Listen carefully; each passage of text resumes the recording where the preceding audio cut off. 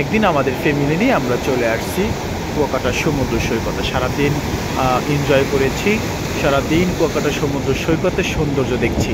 এরপর আবার সন্ধ্যার দিকে সৈকতের 0 পয়েন্ট ট্যুরিস্ট পুলিশের পাশে আমরা অবস্থান করছি। দেখেন এই জায়গাটা এমন ফিল যা কখনোই আপনাকে বোঝানো যাবে না।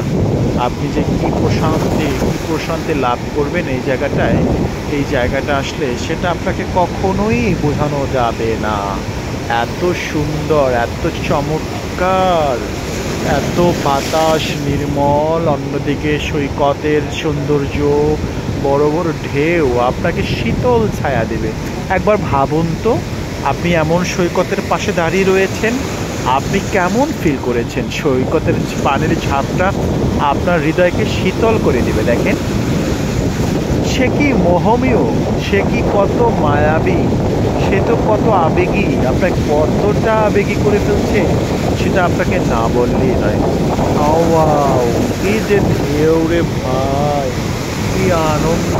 ওয়াও, দেখেন একটু ফিল করেন, একটু ভিতর থেকে ফিল করেন, আপনি অন্তর থেকে প্রশান্তি নেওয়ার চেষ্টা করেন। আপনার মনে যত দুঃখ, যত কষ্ট বেদনা থাকুক না কেন, আসুন না সমুদ্রের পাড়ে, এরকম বসে প্রিয়জনের হাত ধরে গল্প করুন, নিজের আনন্দ দুঃখ কষ্ট ভুলিয়ে দেন না একবার।